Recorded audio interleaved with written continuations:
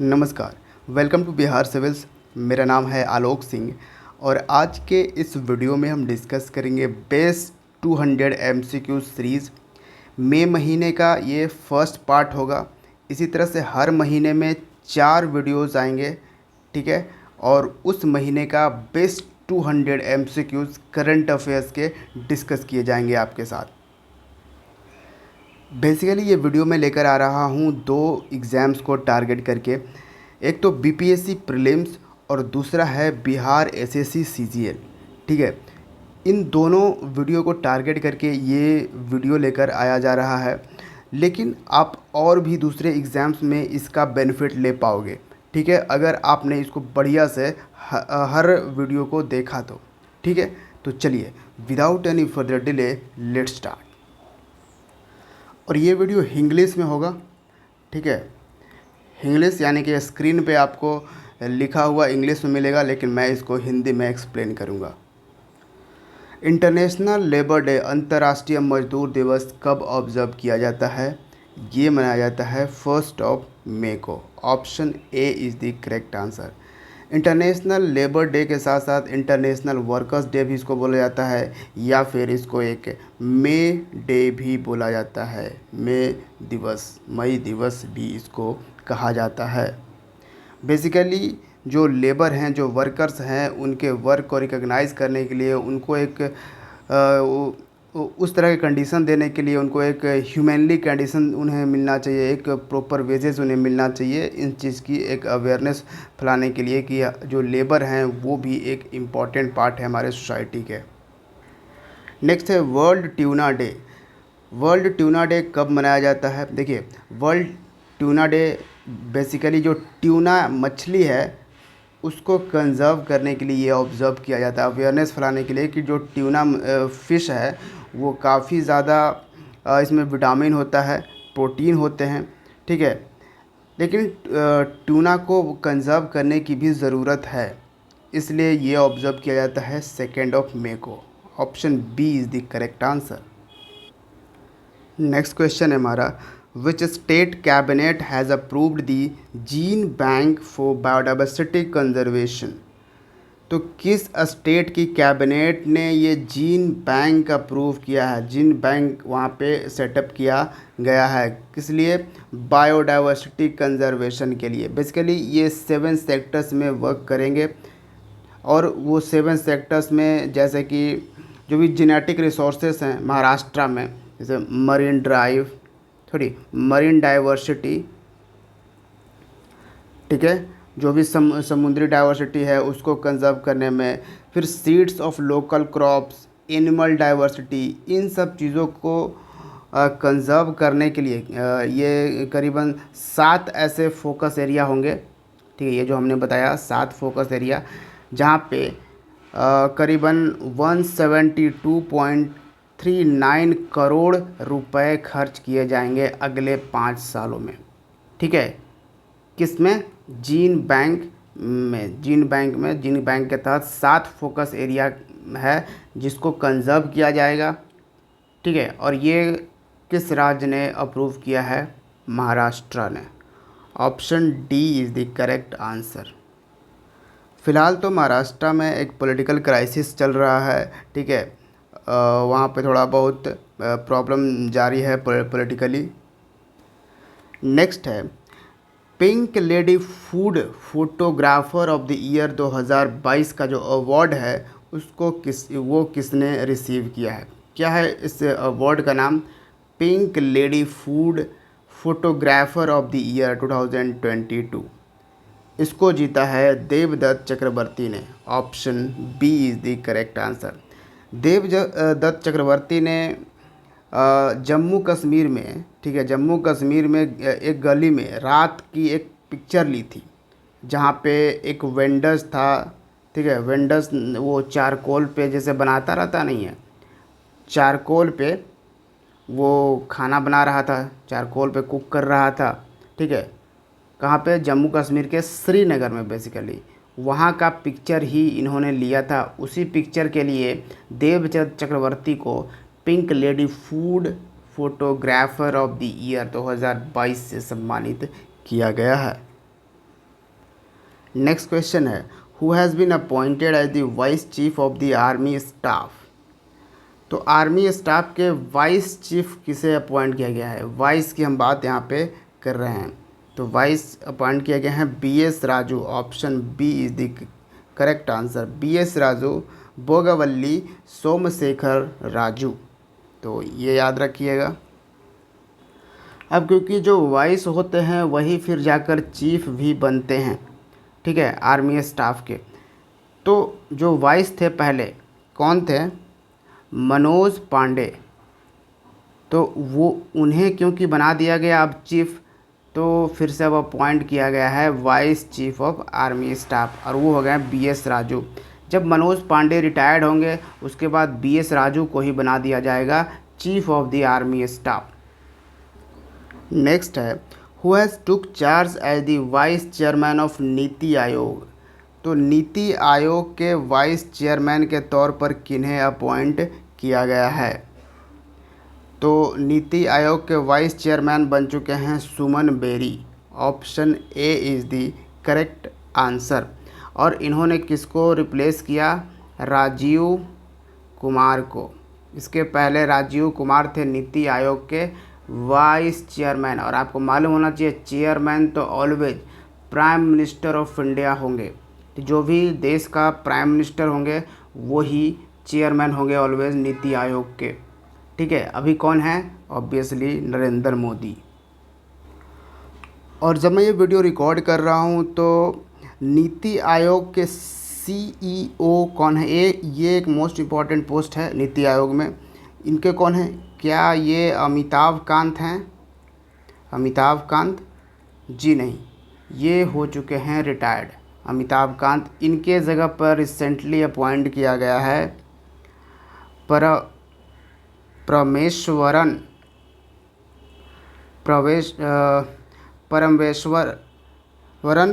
अय्यर को, ठीक है। नेक्स्ट है, भारत का पहला comprehensive open for all digital ecosystem for all MSME has been launched by which of the following bank.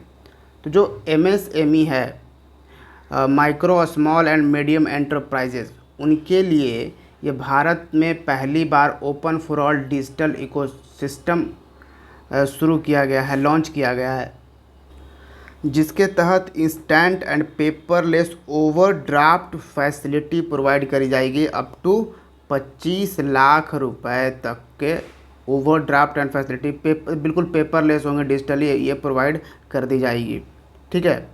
एक ऐप है इंस्टा प्लस, ठीक है, इंस्टा प्लस एक ऐप है, इसके थ्रू ये प्रोवाइड करी जाएगी। कौन सा ये बैंक है, ICICI bank, option C is the correct answer. Next है, world press freedom day is observed every year on which of the following. तो world press freedom day, press की आज़ादी के लिए ये दिवस मनाया जाता है कि प्रेस जो है, जो मीडिया हाउस है, वो बिल्कुल इंडिपेंडेंट होना चाहिए, ठीक है। तो उसी पे ये ऑब्ज़र्व किया जाता है। तो यहाँ पे ये ऑब्ज़र्व किया जाता है हर साल 3 मई को, option C is the correct answer. इस साल यानी 2022 का थीम क्या है, so journalism under digital siege, journalism under digital siege, ये इस बार का थीम है। नेक्स्ट क्वेश्चन है, leaders, politicians, citizens, 50 figures who influenced India's politics. तो ये एक किताब है जिसका नाम है leaders, politicians, citizens, 50 figures who influenced India's politics. इसको किसने लिखा है, इसको लिखा है रशीद किदवई ने, option B is the correct answer. Next है, which bank has become the first public sector bank. तो पहला पब्लिक सेक्टर बैंक हो गया है to go live on account aggregator ecosystem. तो live on the account aggregator ecosystem करने वाला ये पहला पब्लिक सेक्टर बैंक हो गया है, ठीक है। Account aggregator ecosystem. बेसिकली इसके थ्रू जो भी फ्रेमवर्क फैसिलिटीज़ होंगे उसको फाइनेंशियल इंफॉर्मेशन, ठीक है, फाइनेंशियल जो इन्फॉर्मेशन होगा उसको शेयर करने के लिए जो फ्रेमवर्क फैसिलिटीज़ होंगे उसको रियल टाइम बेसिस पे शेयर किया जाएगा जो भी एंटिटीज़ होंगे उनके बीच में। क्या है, बेसिकली रियल टाइम बेसिस पे ये फाइनेंशियल इन्फॉर्मेशन प्रोवाइड किया जाएगा अकाउंट एग्रीगेटर इकोसिस्टम के थ्रू। तो ये कौन सा बैंक है? ये बैंक है union bank of India. Option B is the correct answer. India has won a silver medal at the second Asian Girls Youth Beach Handball Championship held in which of the following? तो recently Bharat ने silver medal जीता है, दूसरा addition था Asian girls youth बीच handball championship का। तो बताना है कि ये जो सेकेंड एशियन गर्ल्स यूथ बीच हैंडबॉल चैम्पियनशिप है ये कहाँ पे ऑर्गेनाइज़ किया गया था। तो देखिए इसको ऑर्गेनाइज़ किया गया था थाईलैंड में, थाईलैंड की कैपिटल बैंकॉक में इसको ऑर्गेनाइज़ किया गया था। Option B is the correct answer. India ने ये सिल्वर मेडल जीता हांगकांग को हरा के, ठीक है। इंडियन टीम जो थी उसमें कौन कौन सी गर्ल्स थी, कुछ इंपॉर्टेंट याद रखिएगा। एक तो थी अनुष्का चौहान, ठीक है, जस्सी थी, फिर थी चेतना देवी, ठीक है, उषा मजुमदार, वंशिका मेहता। तो ये सब चीज़ें आप थोड़ा याद रख सकते हैं। Next, world asthma day is observed every year. तो वर्ल्ड अस्थमा डे बेसिकली ये सांस की बीमारी होती है, एक्चुअली ये परमानेंट होती है नॉर्मली, क्योंकि इसकी थोड़ा सा इलाज बहुत ही कम मिलता है इसका, क्योंकि ये नॉर्मली जब होता है किसी को या तो ये हेरिडिटरी रहता है, यानी पहले अपने पेरेंट्स से इसको ये किसी को मिल जाता है, या फिर उसको बाद में धीरे धीरे खुद ये हो जाता है, लेकिन इसका इलाज कोई है नहीं परमानेंट। हाँ, इसको कंट्रोल किया जा सकता है अस्थमा को, ठीक है। तो वर्ल्ड अस्थमा डे ऑब्ज़र्व किया जाता है कब? मई महीने का जो पहला मंगलवार होता है ना उस दिन ऑब्ज़र्व किया जाता है, first Tuesday of May. Option B is the correct answer. तो इस साल यानी 2022 में ये किस तारीख को पड़ा पहला फर्स्ट ट्यूसडे ऑफ मई? 3 मई को, ठीक है, ये याद रखिएगा। अच्छा, थीम भी इसका डिसाइड किया जाता है वर्ल्ड अस्थमा डे का। थीम याद रखिएगा, closing gaps in asthma care. Closing gaps in asthma care. Which countries landscape garden, इस लैंडस्केप गार्डन का नाम है सिटी ऑफ बर्ले मार्क्स।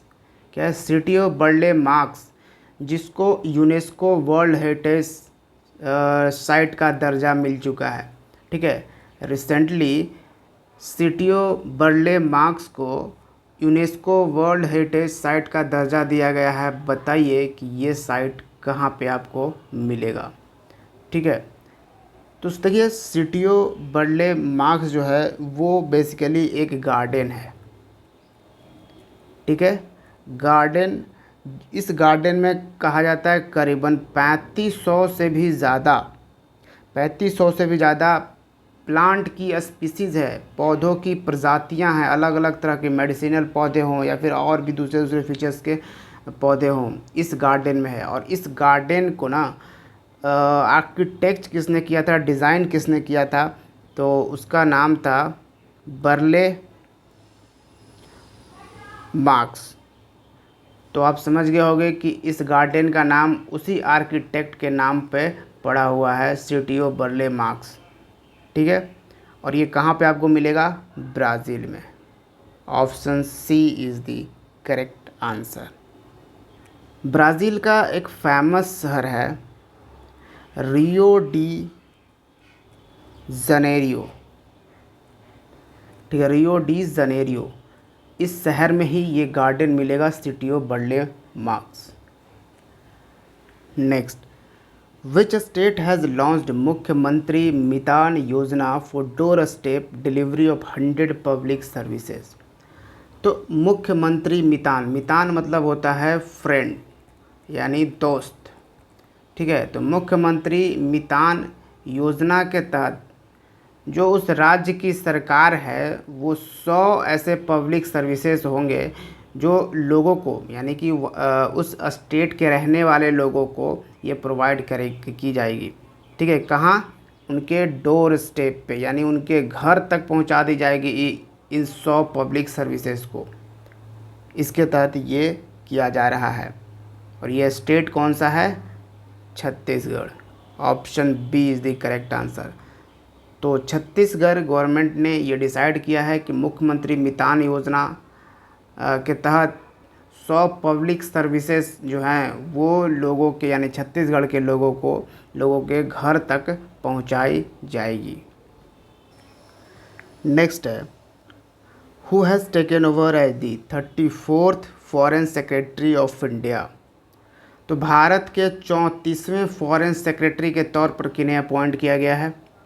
यह है Vinay Mohan Kwatra. Option A is the correct answer. Vinay Mohan Kwatra इसके पहले ये एम्बेसडर थे भारत के नेपाल में, ठीक है, ambassador of India to Nepal. अब विनय मोहन क्वात्रा बन चुके हैं फॉरेन सेक्रेटरी ऑफ इंडिया। और इन्होंने किसको रिप्लेस किया? इन्होंने सक्सीड किया हर्षवर्धन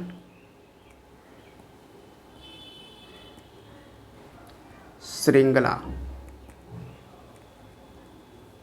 इसके पहले हर्षवर्धन श्रृंगला थे फॉरेन सेक्रेटरी ऑफ इंडिया यानी 33rd foreign secretary of India कौन थे? Harshvardhan Shringla. Next, central government has celebrated Ujjwala Diwas on which day for clean fuel better life. Ujjwala Diwas कब ऑब्जर्व किया गया है? सेंट्रल गवर्नमेंट ने यह ऑब्जर्व किया है। अब सेंट्रल गवर्नमेंट का एक स्कीम था, कौन सा? उज्ज्वला, ठीक है। ये हम उज्ज्वला का बात कर रहे हैं, नहीं कि उजाला। एक और स्कीम है उजाला स्कीम जिसके थ्रू हम एलईडी बल्ब्स को डिस्ट्रीब्यूट कर रहे हैं। बहुत ही चीप प्राइस पे एलईडी बल्ब डिस्ट्रीब्यूट कर रहे हैं उजाला के तहत। लेकिन यहाँ पे है उज्ज्वला। उज्ज्वला के थ्रू हम फ्री एलपीजी कनेक्शन सभी हाउस होल्ड जो परिवार है बीपीएल यानी बिलो पावर्टी लाइन के जो नीचे है, बिलो में आते हैं, उन घरों को हम उज्ज्वला के तहत फ्री एलपीजी कनेक्शन दे रहे थे, ठीक है। इसमें सब्सिडाइज गैस भी यहाँ पे प्रोवाइड किया जा रहा था। तो उसको ही यहाँ पे ऑब्जर्व किया गया था क्योंकि उज्ज्वला जो स्कीम है, उज्ज्वला स्कीम, इसको लॉन्च किया गया था 2016 में 1 मई को, ठीक है। 2016 में 1 मई को ऑब्जर्व किया गया था। तो इस साल किस मई को ये इसका उज्ज्वला दिवस मनाया जा रहा है? ऑब्वियसली 1 मई को। Option A is the correct answer. यहाँ से एक सवाल और आ सकता है, जब पहली बार ये स्कीम लॉन्च किया गया था उज्ज्वला स्कीम, ये कहाँ से लॉन्च किया था? इसको लॉन्च किया था हमारे prime minister of India Narendra Modi ने, और ये लॉन्च किया गया था बलिया। बलिया कहाँ है? बलिया आपको मिलेगा उत्तर प्रदेश में, ठीक है। उत्तर प्रदेश के ईस्टर्न पार्ट में आप देखोगे बिल्कुल बलिया जो है वो बॉर्डर शेयर करता है बिहार के साथ, ठीक है। तो इसी बलिया में पहली बार उज्ज्वला स्कीम को लॉन्च किया गया था 2016 में। नेक्स्ट है कि central board of direct taxes CBDT के चेयरमैन के तौर पर किन्हें अपॉइंट किया गया है? तो सीबीडीटी के चेयरमैन बन चुकी हैं Sangeeta Singh. Option C is the correct answer. Sangeeta Singh 1986 batch के आईआरएस ऑफिसर हैं यानी कि इंडियन रेवेन्यू सर्विस ऑफिसर हैं। और संगीता सिंह ने किसको रिप्लेस किया, सक्सीड किया किसे? जेबी महोपात्रा को। ठीक है, इसके पहले central board of direct taxes, आपको पता है कि एक इनडायरेक्ट टैक्स होता है, एक डायरेक्ट टैक्सेस होता है, तो यहाँ पे आपसे पूछा जा रहा है chairman of central board of direct taxes. Next question बहुत ही important, dream sports foundation has partnered with which athlete for dream jab program. तो एक प्रोग्राम है ड्रीम जैब प्रोग्राम, जिसको लॉन्च किसने किया है, ड्रीम स्पोर्ट्स फाउंडेशन ने। और ड्रीम स्पोर्ट्स फाउंडेशन ने किसके साथ पार्टनरशिप करी है इस प्रोग्राम के लिए। बेसिकली देखिए, ड्रीम जैब प्रोग्राम के तहत क्या किया जाएगा, जो भी यंग हैं, जो भी फ्यूचर एथलीट्स हैं, एक्चुअली बॉक्सिंग कहिए, ठीक है, फ्यूचर जो बॉक्सिंग हैं, जो वर्ल्ड चैम्पियनशिप में वो खेलेंगे, ऐसे 30 यंग लोगों को, ऐसे 30 यंग एथलीट्स को इसमें सेलेक्ट किया जाएगा, जिस 30 में से 20 जो होंगी वो वीमेन होंगी। ठीक है, वीमेन बॉक्सर होंगी, जिनको ट्रेंड किया जाएगा इन्हें, ताकि ये ओलंपिक्स में अपना अच्छा काम कर सके। ठीक है, ड्रीम जैब प्रोग्राम के तहत। तो इसके लिए ड्रीम स्पोर्ट्स फाउंडेशन ने पार्टनरशिप करी है फेमस बॉक्सर, और वो हैं Mary Kom. Option C is the correct answer. और मैरी कॉम ने पिछले साल जो टोक्यो ओलंपिक्स हुआ था उसमें भी मेडल जीता था। लेकिन यहाँ से आपसे मैं क्वेश्चन पूछूंगा, आपको कमेंट में बताना है कि मैरी कॉम ने ओलंपिक्स में कौन सा मेडल जीता था। आपका ऑप्शन है गोल्ड, सिल्वर या bronze. Next question, which states Miyan Ka Bada railway station has been renamed as Mahesh Nagar halt. आपसे पूछा जा रहा है जो मियाँ का बड़ा रेलवे स्टेशन है इसको रीनेम कर दिया गया है, अब ये कहा जाएगा महेश नगर हॉल्ट। तो बताइए कि मियाँ का बड़ा रेलवे स्टेशन कहाँ पर था। तो ये था राजस्थान में। Option D is the correct answer. Rajasthan में बाड़मेर ज़िला है, ठीक है, वहीं पे आपको मिलेगा अब Mahesh Nagar halt. Next question, who launch the mandate document for national curriculum framework. तो नेशनल करिकुलम फ्रेमवर्क के लिए किसने मैंडेट डॉक्यूमेंट लॉन्च किया है। तो ये बहुत ही इम्पोर्टेंट डॉक्यूमेंट है जिसका नाम रखा है मैंडेट डॉक्यूमेंट। इसको किसने लॉन्च किया है। तो पहली बात तो हमारे जो एजुकेशन मिनिस्टर ऑफ इंडिया हैं धर्मेंद्र प्रधान, इन्होंने लॉन्च किया है। Option C is the correct answer. इन्होंने रिमार्क किया है कि जो हमारा नेशनल एजुकेशन पॉलिसी 2020 आया था, ठीक है, वो एज ए मान लो कि वो एक फ़िलॉसफी है। ठीक है, क्या है वो, फ़िलॉसफी है नेशनल एजुकेशन पॉलिसी 2020। उसी तरह से जो नेशनल करिकुलम फ्रेमवर्क है, नेशनल करिकुलम फ्रेमवर्क, ये पैथवे मानो। ठीक है, नेशनल एजुकेशन पॉलिसी 2020 को फ़िलॉसफी मानते हो और नेशनल करिकुलम फ्रेमवर्क को अगर पैथवे मानते हो, तो ये जो मैंडेट डॉक्यूमेंट है ना, इसको आप कॉन्स्टिट्यूशन कह सकते हो।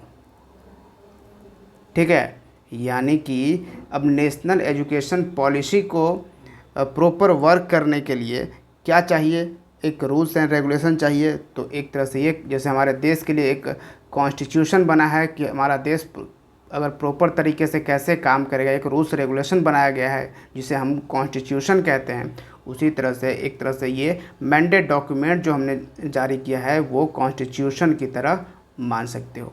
ठीक है, अगला सवाल है, international day of the midwife is observed every year on which of the following.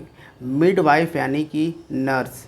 तो इंटरनेशनल डे ऑफ मिडवाइफ ये कब ऑब्जर्व किया जाता है, 5 मई। Option C is the correct answer. इस बार का थीम रखा गया है 100 ईयर्स ऑफ प्रोग्रेस। ठीक है, next, which country has topped in the world press freedom index 2022। तो हमने इसी वीडियो में डिस्कस किया वर्ल्ड प्रेस फ्रीडम डे, ठीक है। तो वर्ल्ड प्रेस फ्रीडम डे जो कि 3 मई को ऑब्ज़र्व किया जाता है, इसी के आसपास इस ये भी रिलीज़ किया जाए, ये इंडेक्स भी रिलीज़ किया जाता है, वर्ल्ड प्रेस फ्रीडम इंडेक्स।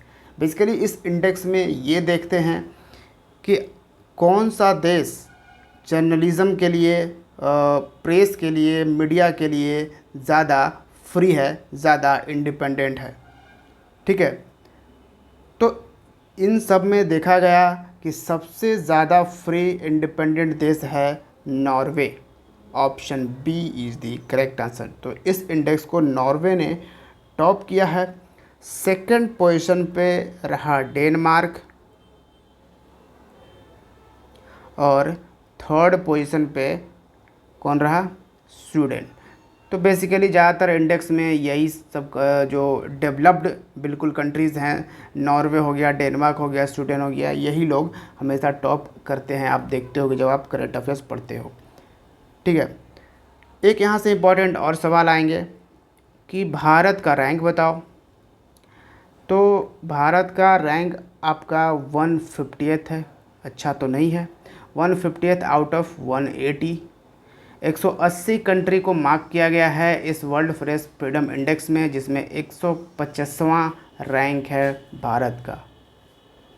पिछले साल से भी ख़राब है, क्योंकि पिछले साल भारत का 142nd रैंक था इसमें, ठीक है।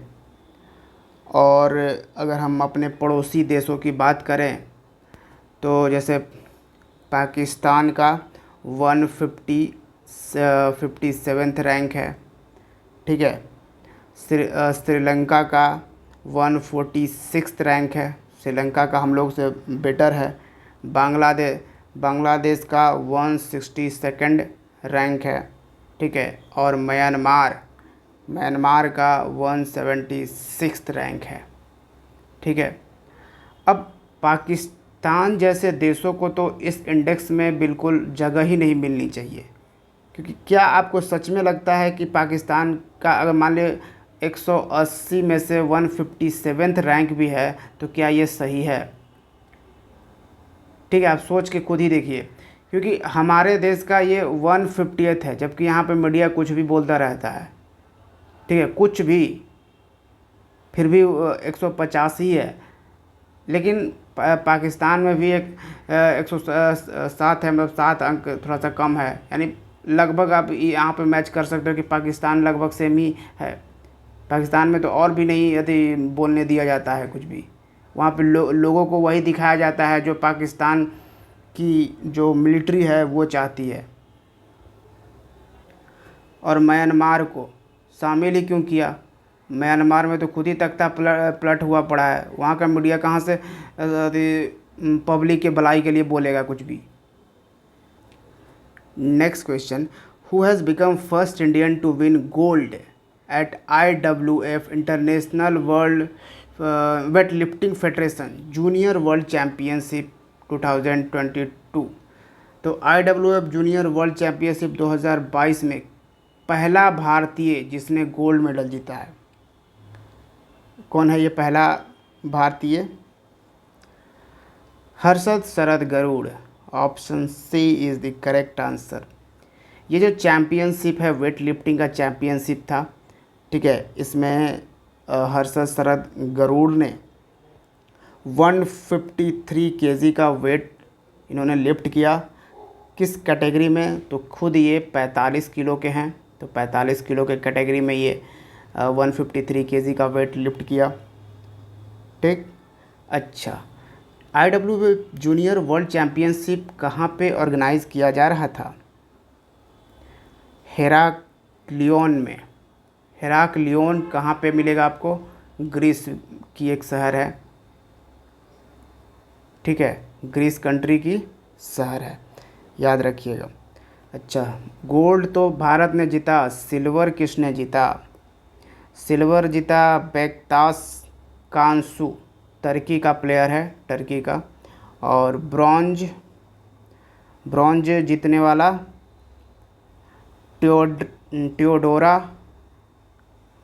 टेओडोरा लुमिनितिया, और ये मोल्डोवा के प्लेयर हैं, मोल्डोवा। नेक्स्ट है, who has been awarded the Nirmal Desh Pande memorial world peace prize. तो किसे सम्मानित किया गया Nirmal Desh Pande memorial world peace prize से? तो ये हैं general Tej Kaul. Option B is the correct answer. Next question 25, which team has won 75th Santosh trophy national tournament. तो संतोष ट्रॉफी नेशनल टूर्नामेंट जीतने वाले 75वां ये एडिशन था, किसने जीता? केरल ने।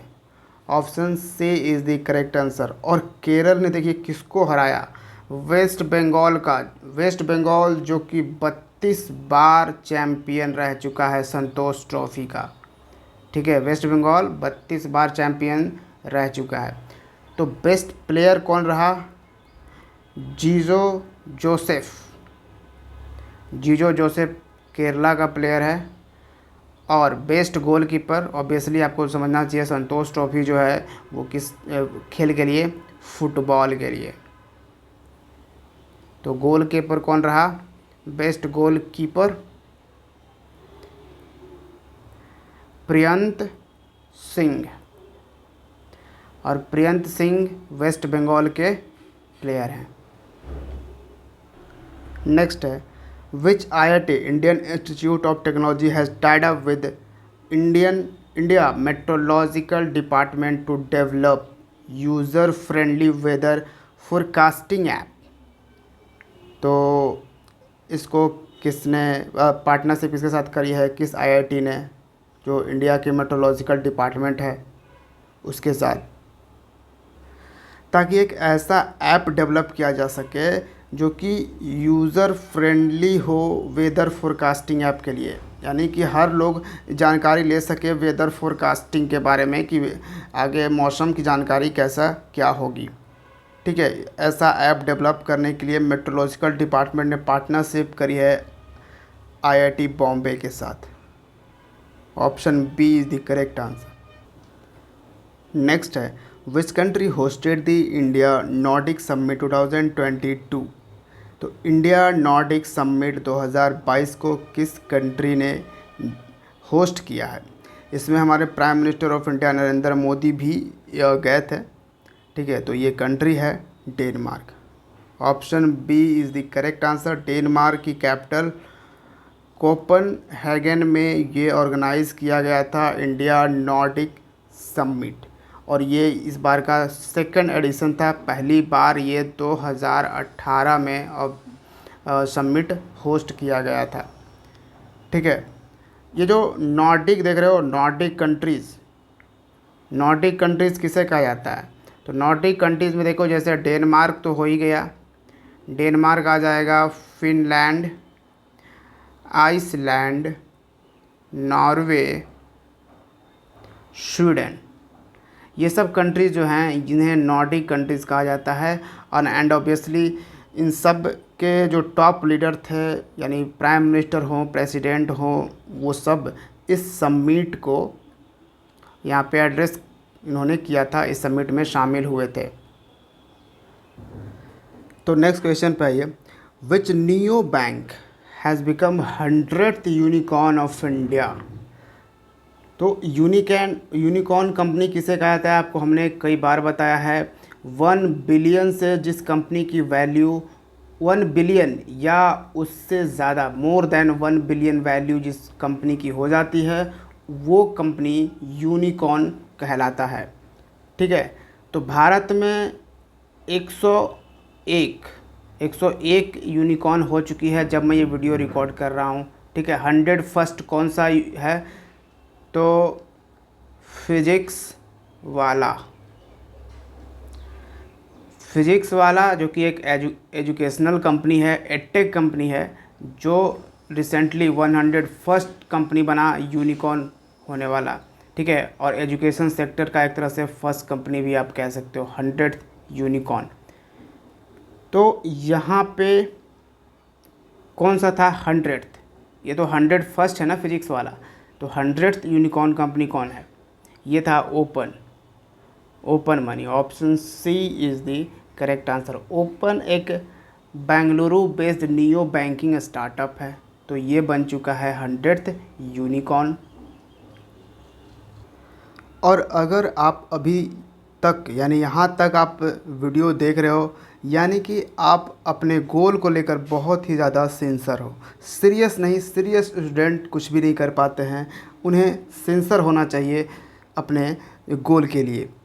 तो ऑब्वियसली आपको ये जो मैं पढ़ा रहा हूँ, जो मैं आपको प्रोवाइड कर रहा हूँ, ये ऑब्वियसली आपको पसंद आ रहे हैं। तो मैं चाहूँगा कि जल्दी से वीडियो को लाइक कर दीजिए, ठीक है, लाइक एंड शेयर कर दीजिए ताकि ये और भी लोग इसका बेनिफिट उठा पाएँ। चलिए तो नेक्स्ट क्वेश्चन डिस्कस करते हैं। Who has been appointed as the adviser to prime minister Narendra Modi. तो नरेंद्र मोदी जो हैं प्राइम मिनिस्टर, उनके एडवाइज़र के तौर पर किन्हें अपॉइंट किया गया है। तो इसके पहले जो ये पोस्ट था वो वैकेंट था, तो अब इन्हें अपॉइंट कर दिया गया है तरुण कपूर को। Option A is the correct answer. Tarun Kapoor जो हैं वो 1987 बैच के आईएएस ऑफिसर हैं और हिमाचल प्रदेश कैडर के हैं, ठीक है।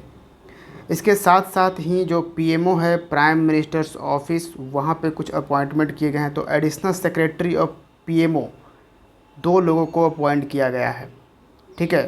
प्राइम मिनिस्टर्स ऑफिस के एडिशनल सेक्रेटरी के तौर पर एक तो हरिरंजन राव को अपॉइंट कर दिया गया है, दूसरे हैं आतिश चंद्रा, याद रखिएगा। नेक्स्ट है, which general insurance company has announced to launch pay as you drive program. Pay as you drive program किस जनरल इंश्योरेंस कंपनी ने लॉन्च किया है। ये जो मारुति सुजुकी कार के नए ऑनर से, नए मालिक हैं, यानी कि उन्होंने मारुति सुजुकी कार नया ख़रीदा है, तो उनके लिए यह है pay as you drive programme. इसको लॉन्च किया है HDFC अर्गो ने। Option B is the correct answer. Who has been appointed as the ex officio member of RBI monetary policy committee. तो रिज़र्व बैंक ऑफ इंडिया का एक monetary policy committee होता है, ठीक है, मॉनेटरी पॉलिसी कमेटी। उसके ex officio member के तौर पर किन्हें अपॉइंट किया गया है। ये हैं Rajiv Ranjan. Option C is the correct answer. और इन्होंने किनको रिप्लेस किया, इसके पहले कौन थे, मृदुल सागर। नेक्स्ट है, who has been appointed as the secretary in the ministry of electronics and information technology. तो जो मिनिस्ट्री मेटी है, ministry of electronics and information technology, ठीक है, जिसके मिनिस्टर कौन हैं, अश्विनी वैष्णव। जी हाँ, अश्विनी वैष्णव रेलवे मिनिस्टर भी हैं और minister of electronics and information technology भी हैं, ठीक है, 2 पोर्टफोलियो ये संभाल रहे हैं। तो इस मिनिस्ट्री में सेक्रेटरी के तौर पर किन्हें अपॉइंट किया गया, ये सवाल है आपसे। ये हैं Alkesh Kumar Sharma. Option C is the correct answer. What is the name of India's first Venus mission. तो भारत का ये पहली बार हम वीनस पे कोई मिशन भेज रहे हैं। हमने मार्स पे मिशन भेजा है, हमने चंद्रमा पर मिशन भेजा है, लेकिन वेनस पे हमने ये पहली बार मिशन भेज रहे हैं, जिसका नाम हमने क्या रखा है, Shukrayaan. Option C is the correct answer. इसको Indian space research organisation ISRO 2024 के दिसंबर तक भेजेगा ये मिशन, ठीक है। ये मिशन 2024 तक ये कंप्लीट होगा। Indian coast guard has named the petrol powered ship Kamla Devi after which social worker. तो किस सोशल वर्कर के नाम पर इंडियन कोस्ट गार्ड ने अपना जो पेट्रोल वेसल एक बनाया है, पेट्रोल वेसल पावर्ड शिप, इसका नाम रखा है कमला देवी। तो ये कमला देवी कौन सी सोशल वर्कर थी, तो बेसिकली इनका नाम इनमें से कोई नहीं है, नॉन ऑफ दिस है। इनका था, ये थी बेसिकली कमला देवी, ठीक है, क्या, कमला देवी चट्टोपाध्याय, पूरा नाम ये था, कमला देवी चट्टोपाध्याय। इसमें चक्रवर्ती है, चटर्जी है, भंडारी है, पॉल है, ये सब कोई नहीं था। कमला देवी चट्टोपाध्याय थी। ये एक सोशल रिफॉर्मर थी और इस शिप को GRSE ने बनाया है, garden reach ship builders engineers limited ने इसको बनाया है, कमला देवी शिप को, जो कि एक इंडियन कोस्ट गार्ड शिप है। Which country will be the official country of honour, actually कौन सा कंट्री ऑफ ऑनर था एट कांस फिल्म फेस्टिवल। तो already Cannes film festival organise किया जा चुका है और हर साल कांस फिल्म फेस्टिवल जो है ये सेलिब्रेट किया जाता है फ्रांस में, ठीक है। और इसमें इस बार ऑफिशियल कंट्री ऑफ ऑनर के तौर पर किस कंट्री को इनवाइट किया गया था, तो ये था अपना देश India. Option B is the correct answer. और जो इस फेस्टिवल में, कांस फिल्म फेस्टिवल में इंडियन पवेलियन थी, उसका एक थीम था India the content hub of the world, ठीक है, India the content hub of the world, ये थीम रखा गया था। अच्छा, एक चीज़ और था, जो इंडियन फेमस एक्ट्रेस है दीपिका पादुकोण, ठीक है, दीपिका पादुकोण को इस कांस फिल्म फेस्टिवल में इनवाइट किया गया था एज कंपटीशन जूरी का पार्ट दीपिका पादुकोण भी थी। नेक्स्ट क्वेश्चन है, which state has launch the loan scheme Jivhala for inmates serving sentences in jails. अब एक स्कीम, बहुत ही यूनिक स्कीम लॉन्च किया गया है और वह है जीवहाला नाम से। और इस स्कीम की यूनिकनेस ये है कि ये एक लोन स्कीम है जो जेल में जो है, यानी कि जो प्रिजनर्स हैं, जो कैदी हैं, कैदियों के लिए ये लोन स्कीम है, यानी कैदियों को लोन प्रोवाइड करने के लिए। बेसिकली इस लोन के तहत उस कैदी के फैमिली वालों को अप टू 50,000 का लोन मिल जाएगा विद इंटरेस्ट 7% के इंटरेस्ट के साथ, ठीक है। जीवहाला 21 स्टेट ने शुरू किया है, महाराष्ट्र ने। Option D is the correct answer. Question 37, RailTel and WHO world health organisation have inaugurated mobile container hospital health cloud at which of the following cities. क्या है, RailTel and world health organisation ये मिलकर inaugurate किया है mobile container hospital, जिसका नाम है health cloud, और ये कहाँ पे इनॉग्रेट किया गया है, विशाखापट्टनम में। Option A is the correct answer. और विशाखापट्टनम है largest city of Andhra Pradesh. Next question है, who has won gold in men's 10 metre air rifle at 24th deaf olympics in Brazil. तो ब्राज़ील में ऑर्गेनाइज़ किया जा रहा था 24वां डेफ ओलंपिक्स इन ब्राज़ील, ठीक है। तो 10 मीटर मेंस एयर राइफल में किसने गोल्ड जीता है, तो ये हैं Dhanush Srikanth. Option B is the correct answer. Bronze किसने जीता, ब्रॉन्ज जीता है शौर्य सैनी ने, ठीक है, ये याद रखिएगा। और ये जो डेफ ओलंपिक्स है ये ब्राज़ील के शहर कैक्सियस डो सुल में ऑर्गेनाइज किया गया था। India's first tribal health observatory will be set up in which of the following.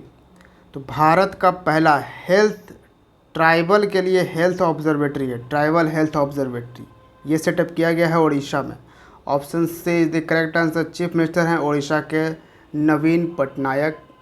और इसके लिए जो स्टेट गवर्नमेंट है यानी नवीन पटनायक हैं, जिन्होंने मेमोरेंडम ऑफ अंडरस्टैंडिंग साइन किया है इस पहले ट्राइबल हेल्थ ऑब्जर्वेटरी के लिए। ST and SC development department के साथ में रीजनल मेडिकल रिसर्च सेंटर के साथ मेमोरेंडम ऑफ अंडरस्टैंडिंग पे साइन किया गया है भारत का पहला ट्राइबल हेल्थ ऑब्जर्वेटरी के लिए। Next, who has won the world food prize 2022 from the world food prize foundation. तो वर्ल्ड फूड प्राइज फाउंडेशन ने वर्ल्ड फूड प्राइज 2022 से सम्मानित किया है किसे? तो ये हैं सिंथिया रोजेनविग को ये अवार्ड दिया गया है World food prize 2022। Option B is the correct answer. Cynthia Rosenzweig एक सीनियर रिसर्च साइंटिस्ट हैं। कहाँ पे? Goddard Institute for Space Studies, ठीक है। Goddard Institute for Space Studies में एक सीनियर रिसर्च साइंटिस्ट हैं सिंथिया रोजेनविग। और आपको मालूम होना चाहिए Goddard Institute for Space Studies जो है ये नासा का ही एक पार्ट है, ठीक है। ये नासा के अंडर वर्क करता है और नासा आपको पता है न्यूयॉर्क सिटी में है, ठीक है। ये अमेरिका का स्पेस एजेंसी है नासा। इनको ये अवार्ड दिया गया है कि इन्होंने एक रिसर्च किया है कि जो क्लाइमेट चेंज हो रहा है वो कितना एग्रीकल्चर और जो भी फूड सप्लाई है उस पर अफेक्ट डाल सकता है फ्यूचर में, ठीक है। तो उनके लिए इन्हें वर्ल्ड फूड प्राइज 2022 से सम्मानित किया गया है सिंथिया रोजेनविग को। Question number 41, which state launched vehicle movement tracking system mobile app to track movement of sand mining and vehicles. तो सैंड जो मूवमेंट है उसको ट्रैक करने के लिए, अब सैंड हो, माइनिंग व्हीकल्स है, इन सब के मूवमेंट को ट्रैक करने के लिए एक ऐप लॉन्च किया गया है, वह व्हीकल मूवमेंट ट्रैकिंग सिस्टम। इसको लॉन्च किया गया है हरियाणा गवर्नमेंट द्वारा, मनोहर लाल खट्टर द्वारा। Option D is the correct answer. Which country was scheduled to host Asian game 2022। तो एशियन गेम 2022 जो है इस साल सितंबर महीने में ऑर्गेनाइज़ किया जाना है और इसके लिए होस्ट कंट्री है China. Option B is the correct answer. China का एक शहर है हैंगजो, तो हैंगजो में ये ऑर्गेनाइज़ किया जाएगा। लेकिन थोड़ा इस पे भी डाउट चल रहा है कि कोरोना वायरस के कारण, क्योंकि चाइना में कोरोना वायरस फिर से फैल रहा है, तो हो सकता है कि इसको यहाँ से पोस्टपोन कर दिया जाए और किसी दूसरे कंट्री में रखा जाए, ठीक है। ये भी पॉसिबिलिटी है आगे।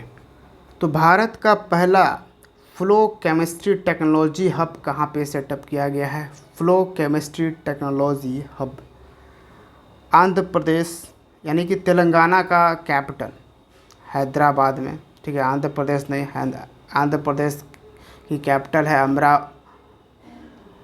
अमरावती।